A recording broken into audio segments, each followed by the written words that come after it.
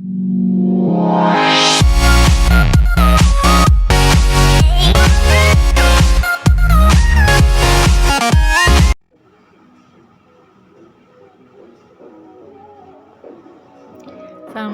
warahmatullahi wabarakatuh. Hai teman-teman, jumpa lagi dalam video pembelajaran tematik bersama Ibu Nina. Dalam video kali ini, kita akan membahas tentang pertumbuhan dan perkembangan tanaman. Yuk kita simak bersama-sama ya teman-teman. Pertumbuhan tanaman dapat dipengaruhi oleh beberapa faktor. Yang pertama, faktor internal, yaitu faktor yang terdapat pada tubuh tanaman. Yang kedua adalah faktor eksternal, yaitu faktor yang berasal dari luar tubuh tanaman. Faktor internal dipengaruhi oleh dua faktor. Yang pertama, genetik dari induknya. Nah, genetik inilah yang akan menentukan sifat, bentuk tubuh, warna bunga, rasa buah, dan lain-lain. Yang kedua, dipengaruhi juga oleh hormon, yaitu zat yang berperan dalam mengendalikan berbagai fungsi tanaman.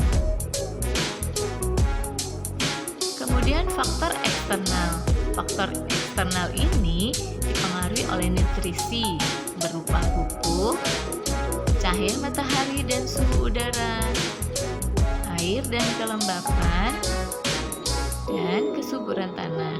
Jadi, kalau seluruh faktor eksternal terpenuhi, tanaman akan tumbuh dengan subur. Kali ini kita akan lanjutkan dengan pembahasan perkembangbiakan tanaman. Perkembangbiakan tanaman dapat dilakukan dengan dua cara. Yang pertama, dengan cara generatif, yaitu perkembangbiakan tanaman dengan cara menanam biji atau melalui penyerbukan. Contoh, pada tanaman jeruk, mangga, semangka, dan lain-lain. Yang kedua, dengan cara vegetatif, yaitu perkembangbiakan tumbuhan tanpa melalui menanam biji. Kita bahas satu-satu ya teman-teman. Perkembangbiakan vegetatif dapat dilakukan secara alami tanpa bantuan manusia ataupun melalui cara buatan dengan cara bantuan manusia.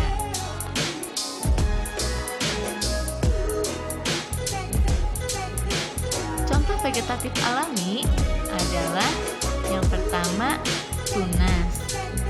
Tunas merupakan tumbuhan baru yang tumbuh dekat dengan pohon induknya. Contohnya nanas, bambu, pisang, dan lain-lain.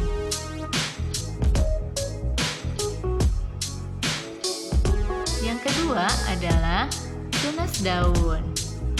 Tunas daun merupakan tunas yang tumbuh di ujung daun. Contohnya adalah pada tanaman cocor bebek.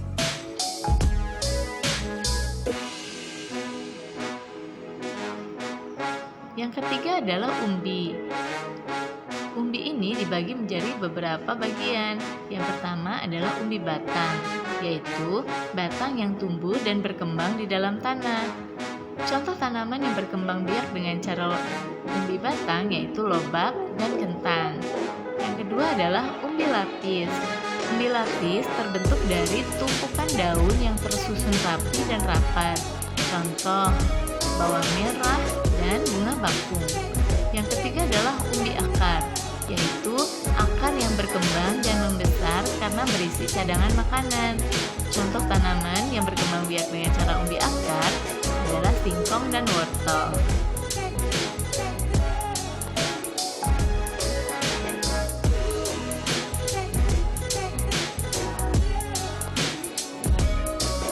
Kemudian yang berikutnya adalah spora. Contoh tanaman yang berkembang biak dengan cara spora adalah lumut dan tumbuhan paku-pakuan.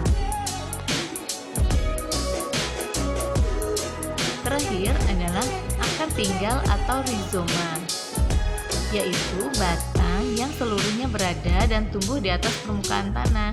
Contohnya kunyit, jahe, lengkuas, kencur, dan lain-lain. Berikutnya adalah perkembangbiakan vegetatif buatan. Artinya, butuh bantuan dari manusia. Yang pertama adalah mencangkok.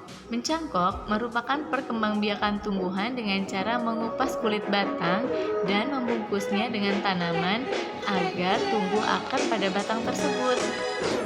Contoh tanaman yang dapat melakukan perkembangbiakan dengan cara mencangkok adalah tanaman mangga, rambutan, nangka, dan lain-lain. Yang kedua adalah mengenten atau menyambung. Merupakan perkembangbiakan tumbuhan dengan cara menyambung batang bawah dan batang atas tanaman yang sejenis untuk menghasilkan kualitas yang lebih baik. Contohnya pohon mangga dan pada pohon rambutan. Yang ketiga adalah stek. Stek merupakan perkembangbiakan tanaman dengan cara memotong bagian tumbuhan, kemudian ditanam langsung ke tanah. Contoh tanaman yang dapat berkembang biak dengan cara stek ini adalah singkong.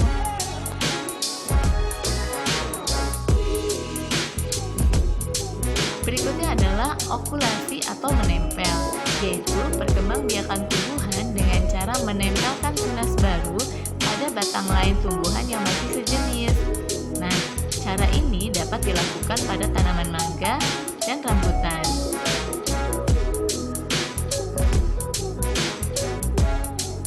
Berikutnya adalah merunduk, yaitu perkembangbiakan tumbuhan dengan cara membenamkan bagian batang tumbuhan ke dalam tanah dan mempertahankan posisi ini sampai tumbuh akar pada bagian batang tumbuhan tersebut.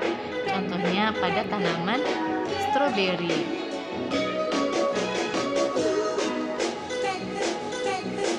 Nah,